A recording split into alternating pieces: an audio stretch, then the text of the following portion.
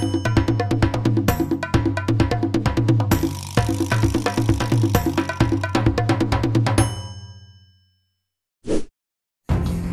kawan historis, kali ini saya akan menjelaskan mengenai warga Maluku dan Patimura berjihad melawan VOC Belanda. Ya, warga Maluku dengan rempah-rempahnya memang bagaikan mutiara dari timur yang senantiasa diburu oleh orang-orang barat. Namun kekuasaan orang-orang barat telah merusak tata ekonomi dan pola perdagangan bebas yang telah lama berkembang di Nusantara. Pada masa menjadi kolonial, kerajaan Inggris di bawah Sir Thomas Stamford Raffles, keadaan Maluku tampak relatif lebih tenang karena kerajaan Inggris bersedia membayar hasil bumi rakyat Maluku dan kegiatan kerja rodi mulai dikurangi. Namun, kelicikan penjajah adalah merekrut para pemuda Maluku agar mau bekerja membantu angkatan perang kerajaan Inggris.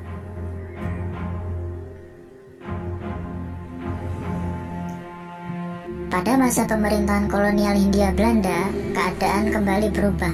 Kegiatan monopoli di Maluku kembali diperketat.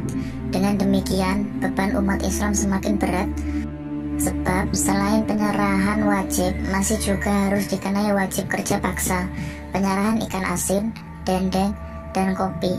Kalau ada di antara kaum muslimin yang melanggar, atau akan ditindak tegas. Ditambah lagi terdengar desas-desus bahwa para pengajar akan diberhentikan.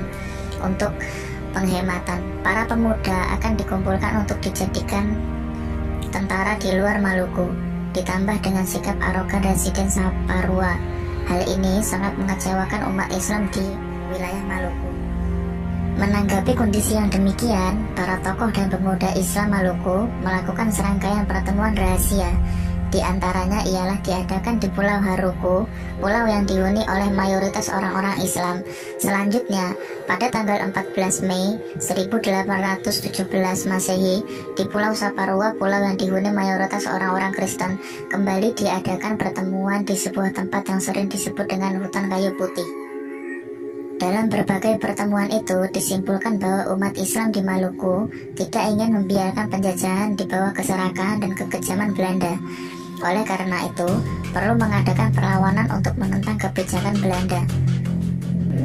Residen Saparua harus dibunuh sebagai pemimpin perlawanan di kepercayaan kepada pemuda muslim bernama Ahmad Tulesi yang kemudian dikenal dengan gelar Kapitan Patimura. Gerakan perlawanan kaum muslimin dimulai dengan menghancurkan kapal-kapal Belanda di pelabuhan. Para pejuang Islam kemudian menuju benteng Dorstad. Ternyata di benteng itu sudah berkumpul pasukan Belanda. Dengan demikian terjadilah pertempuran antara para pejuang Islam Maluku melawan Belanda. Pasukan Belanda pun waktu itu dipimpin oleh Residen van der Berg.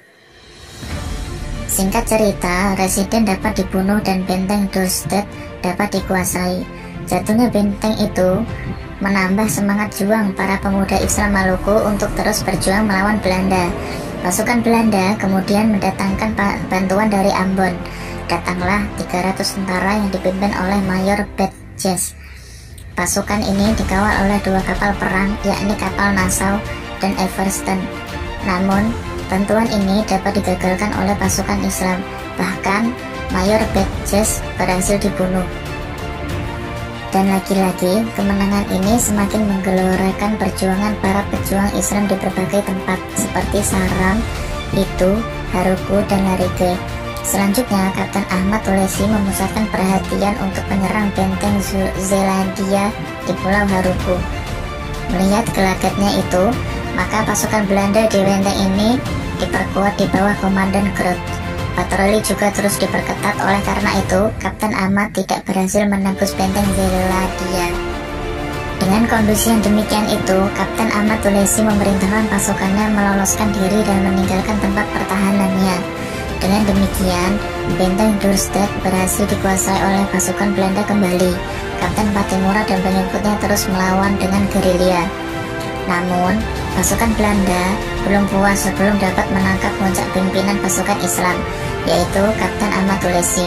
Bahkan, pasukan Belanda mengumumkan kepada siapa saja yang dapat menangkap Kapten Ahmad Tulesi akan diberi hadiah 100 gulden. Setelah 6 bulan memimpin perlawanan, akhirnya Kapten Ahmad Tulesi tertangkap.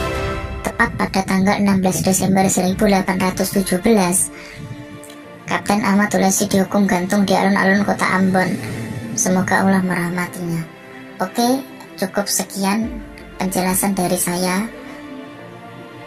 Kurang lebihnya mohon maaf. Wassalamualaikum warahmatullahi wabarakatuh.